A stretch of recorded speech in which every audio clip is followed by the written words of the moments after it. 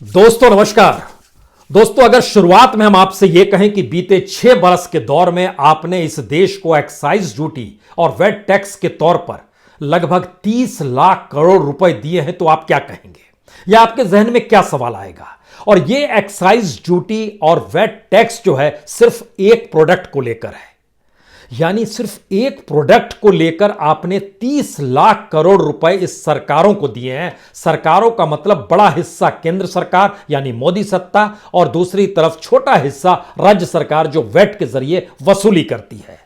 और संयोग से दुनिया भर में भारत के दो ही मुद्दों को लेकर चर्चा हो चली है। एक तरफ जनता का जिक्र है, दूसरी तरफ सरकार का जिक्र है। जनता से जुड़ा मुद्दा किसान आंदोलन और किसानों के जरिए उन फसलों का जिक्र हो चला है कि क्या भारत सरकार एमएसपी यानी न्यूनतम समर्थन मूल्य भी देने की स्थिति में किसानों को नहीं है। और दूसरी तरफ दुनिया के बाजार से जिस प्रोडक्ट को दुनिया के 200 देशों में से 189 कंट्रीज खरीदते हैं, भारत में ही उसकी कीमत सबसे ज्यादा क्यों हो जाती है। जी, हम जिक्र दरअसल आज आपसे तेल का करना चाहते हैं, क्योंकि एक्साइज ड्यूटी और वेट के जरिए जो जनता का तेल निकाला जाता है उसकी चर्चा दुनिया भर के तमाम इकोनॉमिस्ट, चाहे वो हार्वर्ड का हो चाहे वो एमआईटी का हो, इवन वर्ल्ड बैंक और आईएमएफ तक में इस बात को लेकर चर्चा है कि भारत में इतनी ज्यादा टैक्स की वसूली क्यों हो रही है। और दूसरी तरफ एमएसपी भी फसलों पर दे पाने की स्थिति में क्या भारत की इकोनॉमी इजाजत नहीं देती है। रिफॉर्म की दृष्टि में नागरिकों को क्या छोड़ा जा सकता है, और रिफॉर्म की दृष्टि में सिर्फ पैसे से पैसा क्या बनाया जा सकता है, यह भी सवाल आ गया है। हमें लगता है कि पहली बार इस बात को लेकर चर्चा हो चली है कि भारत की जो आत्मनिर्भरता है वह सिर्फ खेती से ही जुड़ी हुई है। इस देश के किसान ने जो फसल उपजाई है, भारत ना सिर्फ अपने पूरे लगभग 130 करोड़ लोगों का पेट भर पाता है, बल्कि दुनिया के बाजार में उसको एक्सपोर्ट भी करता है। और बड़ी तादाद में इस देश के व्यापारी जो बासमती चावल बेचते हैं, जो गेहूं बेचते हैं, जो दाल बेचते हैं, या जो एग्रो प्रोडक्ट्स दुनिया के बाजार में बेचते हैं, उनकी जो प्रॉफिट रेशियो है वह यूरोपियन कंट्रीज और ऑस्ट्रेलिया के बराबर की है। लेकिन भारत के किसान को आखिर कीमत क्यों नहीं मिल पाती है। आज किसानों से हटकर थोड़ा सा उस इकोनॉमी को समझ लीजिए, उस इकोनॉमी जो तेल और एक्साइज और वैट और भारत जो टैक्स के जरिए पूरी गवर्नेंस को चला रहा है, उसके बाद आप समझ पाएंगे इस सरकार ने इकोनॉमी का बंटाधार नहीं किया, बल्कि इकोनॉमी उससे संभले ही नहीं संभली। तो फिर एमएसपी को लेकर जैसे ही वो जिक्र करती है कि 23 फसल पर एमएसपी दे देंगे, तो वो कहती है अच्छा 10 से 15 लाख करोड़ का बोझ पड़ेगा, पैसा कहां से आएगा। ये पैसा कहां से आएगा का सवाल इसलिए हो चला है क्योंकि इसी दौर में जीएसटी कम हुई है, वसूली कम हो पाई, इनकम टैक्स लोग कम दे पाए, कॉरपोरेशन टैक्स तक से वसूली कम हुई, तो आखिर में एक्साइज ड्यूटी और वेट टैक्स के जरिए सरकारों ने कमाना शुरू किया, महंगाई बढ़ती चली गई। लेकिन हमें लगता है कि अंतर्राष्ट्रीय तौर पर भारत की गवर्नेंस को लेकर जो समझ है, उससे पहले एक बेसिक लाइन खींचते हैं। उस लाइन के जरिए आप समझ पाएंगे कि आखिर सरकार का पेट कितना बड़ा है और उसको जो गवर्नेंस के लिए पैसा चाहिए, और तमाम ब्यूरोक्रेट्स और तमाम मीडिया क्यों सरकार के साथ खड़ा है। इनको पैसा मिलता है, कुछ नहीं करने की एवज में भी पैसा मिलता है, और जनता में जो मजदूर है, जो मेहनत में मशक्कत करता है, खून पसीना बहाता है, उसकी कीमत नहीं है। कैसे नहीं है, क्यों नहीं है? क्योंकि तेल हमारे यहां जितना भी उपजता है 85% तेल पेट्रोलियम पदार्थ हम लोग बाहर से मंगाते हैं। उस पर जो कीमत लगाई जाती है वो सरकार तय करती है, उसे आंदोलन करने की जरूरत नहीं है। हमने आपने उसे चुन लिया है और उसके बाद वो मनमर्जी कर सकती है। पॉलिटिकल डेमोक्रेसी का ये नया नियम है। बहरहाल हमें लगता है कि आज समझने की जरूरत इस बात को लेकर है कि पहले दुनिया में क्यों इस बात को लेकर चर्चा है कि भारत में इतना ज्यादा टैक्स वसूला जाता है, यानी जो बेस प्राइस होती है उससे लगभग 100 गुना ज्यादा। और बीते 6-6.5 साल का जब हम आपसे आंकड़ों का जिक्र कर रहे हैं, तो 2014 में जो टैक्स से वसूली होती थी, 2021 में जो टैक्स से वसूली हो रही है, इसके बीच में लगभग 100% से ज्यादा का इजाफा हुआ है। तो आइए जरा इस सच को समझने की कोशिश करें और एक एक करके परतों को समझना शुरू करें। दुनिया को हिस्से में पहले जोड़ लीजिए, क्योंकि दुनिया के बाजार में हमको लगता है 2 मापदंड लेते हैं, जनवरी 2020, जनवरी 2021। दुनिया के बाजार में चाइना को चुनिए। चाइना में पेट्रोल की कीमत थी 52 रुपए 39 पैसे जनवरी 2020 में। जनवरी 2021 में लगभग ₹1.25 कम हो गई, 51 रुपए 66 पैसे प्रति लीटर हो गई। ब्राजील में थी 77 रुपए 86 पैसे, जो घटकर 61 रुपए 84 पैसे जनवरी 2021 में हो गई। अमेरिका तक में 48 रुपए 75 पैसे पेट्रोल मिला करता था जनवरी 2020 में, जो घटकर 48 से घटकर 45 रुपए 11 पैसे हो गया। इंडिया में क्या होता है? इंडिया में 74 रुपए 94 पैसे लीटर था जनवरी 2020 में। आज की तारीख में जब आप एवरेज निकालिएगा इस देश के भीतर में, तो लगभग 86-87 रुपए प्रति लीटर हो गया, यानी उसमें बढ़ोतरी लगभग 13 रुपए की हो गई। सब जगह कम हो रही है, यहां पर बढ़ रही है। यह एक पहला हिसाब है। लेकिन यहां पर यह भी समझिए कि जो क्रूड ऑयल है उसकी कीमत भी कम हुई है, जो अंतर्राष्ट्रीय बाजार से भारत खरीदता है। जनवरी 2020 में 4,631 रुपए क्रूड ऑयल प्रति बैरल था, यानी लगभग $63 प्रति बैरल कहिए। वह जनवरी 2021 में कम होकर लगभग $54.7 प्रति बैरल हो गया, यानी लगभग 3,984 रुपए हो गया, यानी यहां भी लगभग 700 रुपए कम हो गया। लेकिन नहीं, हम लोग लगातार एक्साइज ड्यूटी बढ़ा रहे थे, और पेट्रोल पर जो एक्साइज ड्यूटी थी वह जनवरी 2020 में 26.6% थी, जो बढ़कर जनवरी 2021 में 37% हो गई, 37.1%। डीजल पर भी इसी तरीके से सिर्फ 23% एक्साइज ड्यूटी हुआ करती थी जनवरी 2020 में। जनवरी 2021 में बढ़कर यह लगभग 40% हो गई, उसके भी पार चली गई। इसका मतलब बहुत साफ है कि अंतर्राष्ट्रीय बाजार की तुलना में जब हम बातों को आपके सामने रख रहे हैं, तो भारत में सबसे ज्यादा टैक्स जनता पर लगाया जाता है और उस टैक्स से वसूली की जाती है। इसके बेसिक एस्पेक्ट में जब आप चलिएगा और ज्यादा, तो भारत में जो पेट्रोल एक बेस प्राइस आज की तारीख में, जैसे हम आपसे बात करें, 29 रुपए 34 पैसे का बेस प्राइस, जो कच्चा ऑयल आता है बनाने उनाने के बाद, उसको जो उपयोग में लाने वाली इस परिस्थिति होती है, तो उसकी कीमत पेट्रोल की होती है 29 रुपए 34 पैसे। उस पर जो एक्साइज ड्यूटी लगता है, वो एक्साइज ड्यूटी लगता है 32 रुपए 98 पैसे। डीजल 30 रुपए बेस प्राइस बनता है, उस पर लगभग लगता है 31 रुपए 83 पैसे एक्साइज ड्यूटी लगती है। अब आप कल्पना कीजिए कि इसके पैरेलल में क्या हम चावल और गेहूं को रखें, जिससे आप समझ पाएंगे कि हम इस बात का जिक्र क्यों कर रहे हैं। अगर इसको भी रखिएगा तो धान 1865 रुपए प्रति क्विंटल सरकार लेती है, प्रति क्विंटल यानी 100 केजी। उसमें से लगभग 62 केजी चावल निकलता है उस धान में से। अंतर्राष्ट्रीय बाजार के लिहाज से भारत के जो चावल की कीमत है वो 52 रुपए 39 पैसे 1 किलो, यानी 62 केजी का अगर बनाएंगे उसमें, तो उसकी कीमत होनी चाहिए 3,248 रुपए। किसान को मिला 1865 रुपए। दोनों के बीच में गैप आया 1,383 रुपया। ये 1,383 रुपया जो है, जिसने चावल लिया और उसको बाजार में बेचा, उसका लाभ है ये। और किसानों ने जो लागत लगाई, फसल लगाई, मजदूरी की, बीज लगाया, खाद लगाया, सिंचाई के साधन लगाए, उसको मिला 1865 रुपए। जिसने बीच में कमाया उसको मिला 1,365 रुपए, 1,383 रुपए। यह बड़ा सीधा हिसाब है। यानी एक तरफ जो उपजाएगा उसको पैसा नहीं देंगे, जो बीच का व्यक्ति है, जो बेच रहा है, कर रहा है, क्योंकि उससे सरकार को पैसा मिलता है। यानी सरकार जब इस बात का जिक्र करती है कि जिनकी आय किसानी से जुड़ी है उनसे हम टैक्स नहीं लेते और उसमें बहुत कमाने वाले हैं, तो सरकार ने उन लोगों को कमाने का मौका दे दिया, किसानों को लाभ पहुंचाने की जगह, जो बीच के दौर में फसल खरीदे और बाजार में बेच दें। जो मिनी मोगरा भी चावल मिलता है ना, जो टूटा हुआ चावल भारत के बाजार में आता है, जो अलग अलग जगहों पर जो आप जाते हैं, मॉल में जाते हैं, रिटेल सेक्टर में जाते हैं, उसकी कीमत भी 425 रुपए 10 केजी की है, यानी 42 रुपए 50 पैसे पड़ती है। किसान को 30 रुपए पड़ती है, उसको 42 रुपए पड़ती है, यानी 12 रुपया प्रति केजी उसको लाभ हो रहा है। यह बड़ा साफ नियम है। आपको मॉल खोलने की आपके पास पूंजी होगी तो आप खरीद सकते हैं, कुछ भी बेच सकते हैं, उसका कोई भी ब्रांडिंग करके उसकी कीमत लगा, किसान को नहीं देंगे। लेकिन हम आज जिक्र तो चूंकि पेट्रोल डीजल पर करने आपसे निकले हैं, तो पेट्रोल डीजल की परिस्थिति में आ जाइए। जैसे ही हमने आपसे कहा कि आपने लगभग 30 करोड़ दे दिए हैं, तो एक्साइज ड्यूटी में लगभग 20 करोड़ 52 लाख रुपए आपने एक्साइज ड्यूटी बीते 6.5 साल के भीतर में मोदी सरकार को दी है, और अलग अलग सरकारों ने जो वैट लगाया था उसके ऊपर तकरीबन आपने 9,72,00,000 रुपए आपने वैट में दिया है। इसको भी जरा समझने की कोशिश कीजिए। 2014-15 में जो वैट पर कमाई होती थी राज्यों की, वह लगभग एवरेज 1.25 करोड़ थी। आज की तारीख में राज्यों की कमाई जो होती है वो लगभग 2 लाख करोड़ से ज्यादा की है। इस 6 बरस में राज्यों की कमाई इतनी बढ़ी है।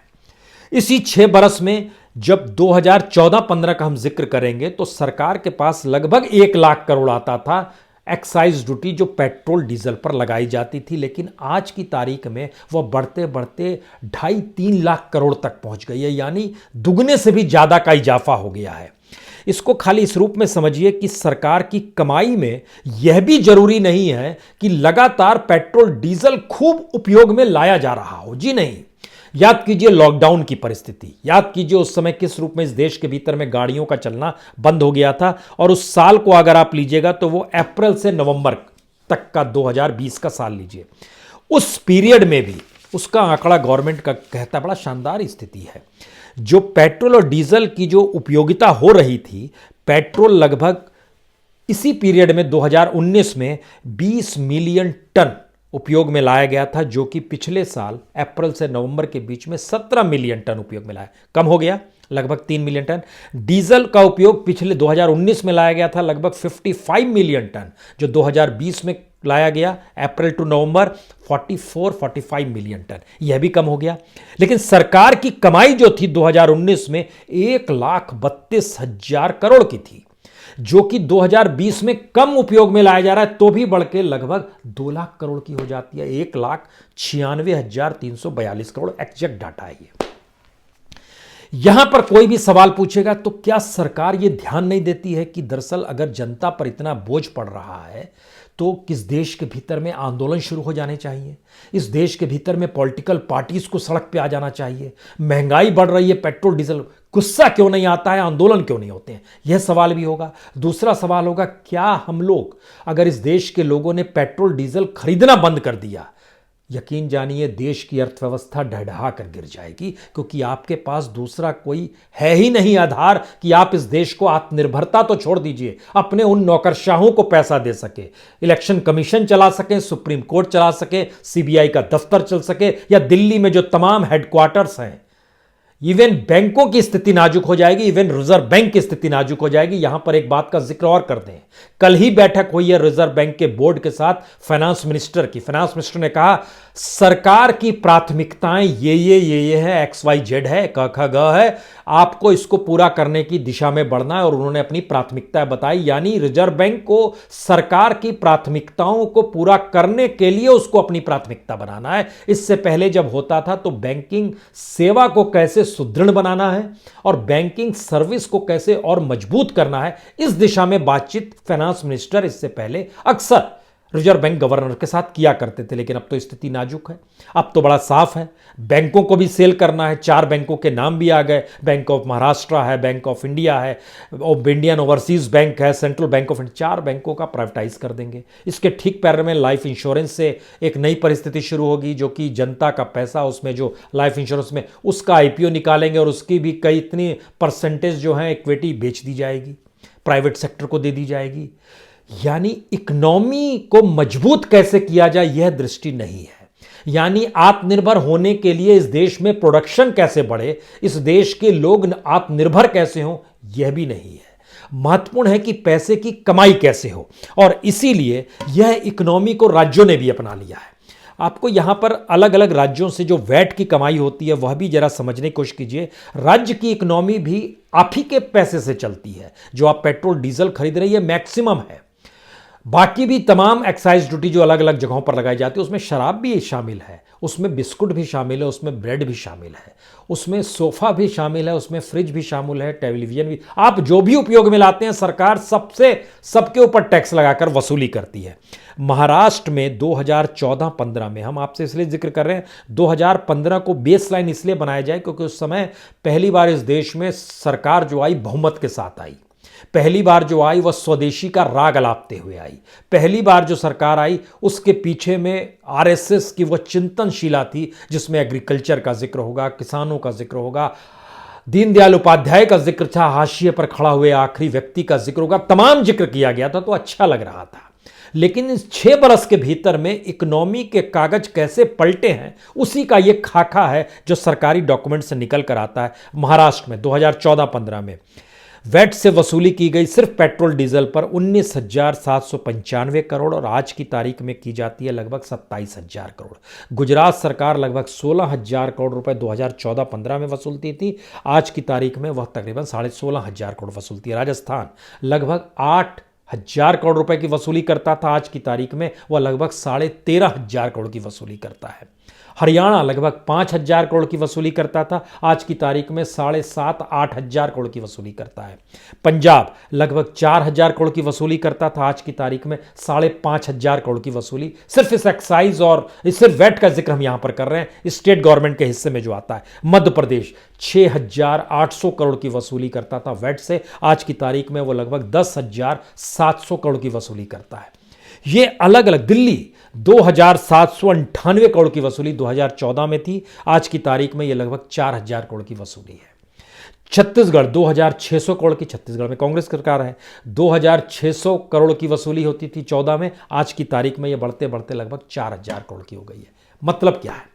मतलब है कि जनता के ऊपर टैक्स का बोझ डालकर, और पेट्रोल डीजल चूंकि सिंचाई के लिए भी चाहिए, आवाजाही के, क्योंकि इस देश के भीतर में पब्लिक ट्रांसपोर्ट को डेवलप ना किया जाए, प्राइवेट ट्रांसपोर्ट का ही जिक्र हो, उसके जरिए जो वसूली हो सकती है, जो सड़कें बनती हैं, वो तमाम चीजें जिस भी रूप में एक साइकिल के तौर पर ऐसी बना दी जाए पूरे सिस्टम को कि आपकी जेब में पैसा हो तो हर नुक्कड़ पर आप पैसा सरकार को दें, फिर आगे बढ़ पाए, फिर पैसा सरकार को दें, फिर आगे। यही पूरी एक साइकिल है।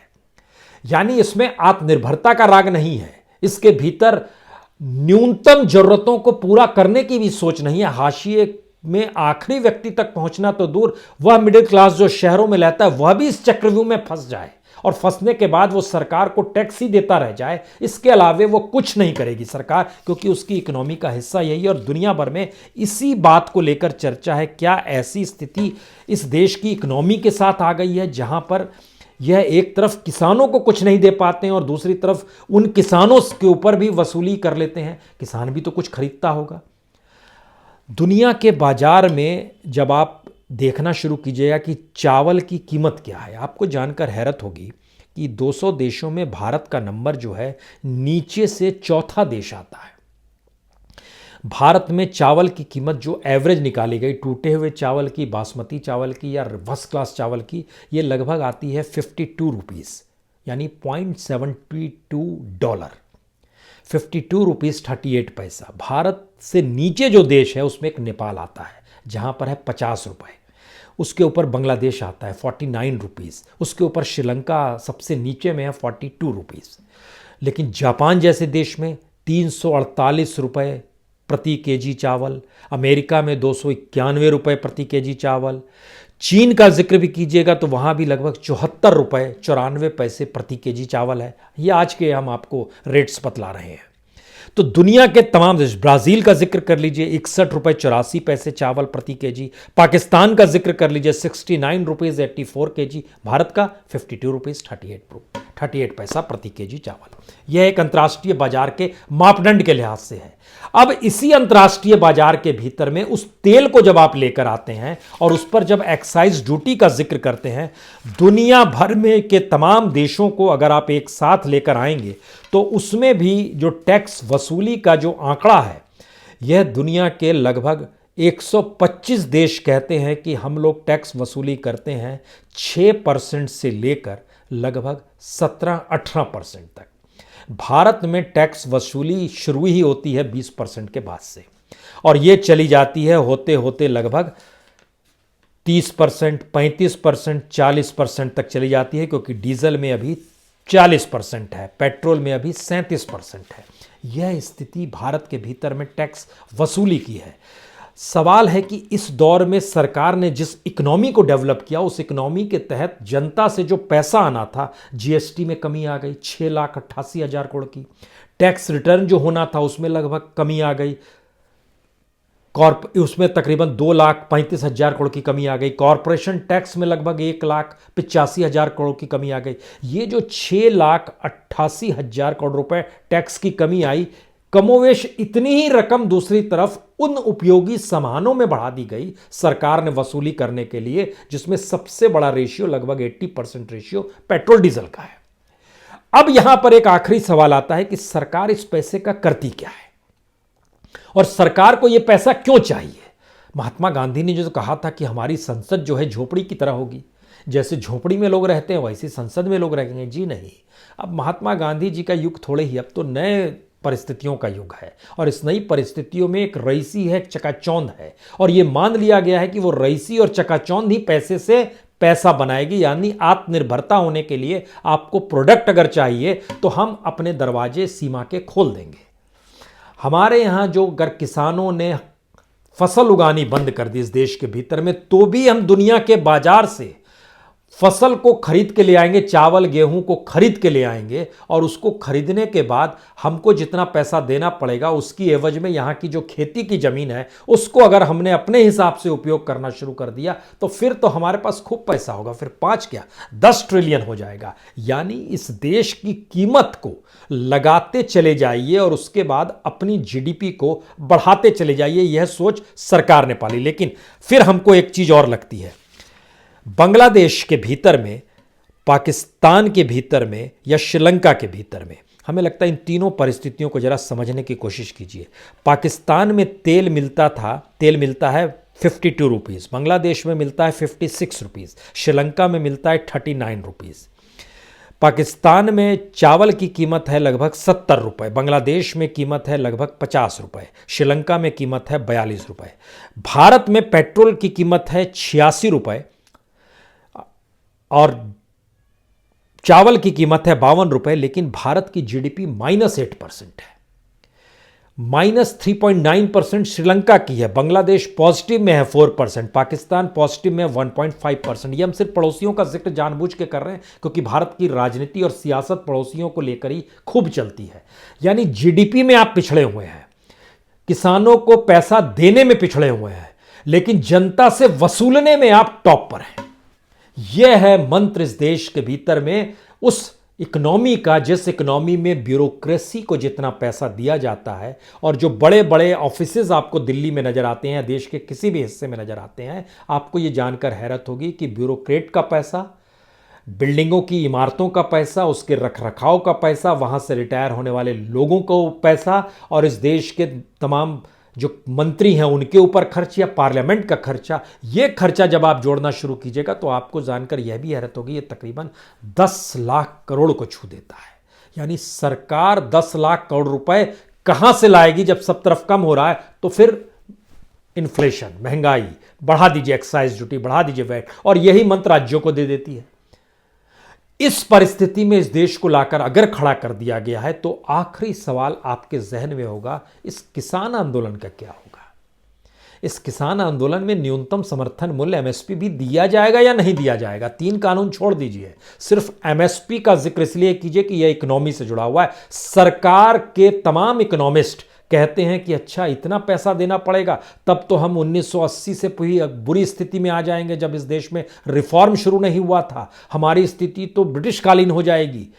लेकिन एक बार भी ये कोई नहीं कहता है कि इस दौर में बेरोजगारी, इस दौर में मैन्युफैक्चरिंग, इस दौर में लेबर कॉस्ट, इस दौर में इस देश के भीतर का मोनेटाइजेशन, सब कुछ मिला दीजिएगा तो इसका मतलब बहुत साफ है कि इस सरकार की परिस्थितियों ने इस देश का शोषण कहीं ज्यादा बड़े त्रासदी तरीके से करना शुरू किया है। और गवर्नेंस को चलाते रहना है तो इकोनॉमी का मापदंड जो है वह राजनीतिक सत्ता को पाना और सत्ता पाने के बाद अपने अनुकूल कानून बनाना, जिससे वो किसी भी हालत में सत्ता टिकी रहे, जनता माइनस हो जाए। और जनता माइनस हो जाए तो डेमोक्रेसी कैसी रहेगी, ये भी सवाल आपके जहन में आता है। तो फिर इसके लिए तो आपको जिक्र कभी ईवीएम का करना होगा, कभी इलेक्ट्रल प्रोसेस का करना होगा, कभी बिहार इलेक्शन का जिक्र करना होगा, कभी खरीद फरोख्त के बाद सत्ता सरकारें कैसे गिर जाती है और पुडुचेरी का क्या हाल हो गया है, सबसे छोटा केंद्र शासित राज्य जो है, वहाँ की परिस्थितियों का भी जिक्र कर लेंगे। तो आप समझ जाएंगे कि लोकतंत्र की परिभाषा इस मोनेटाइजेशन के दौर में हर चीज की कीमत लगाते हुए जब चलने की परिस्थिति आदमी के साथ जुड़ दी गई है, क्योंकि अगर वो अपनी कीमत नहीं लगाएगा तो वो जिंदा नहीं रह पाएगा, तब आप क्या करेंगे ये सोचिए जरूर आप। बहुत बहुत शुक्रिया, बहुत बहुत शुक्रिया।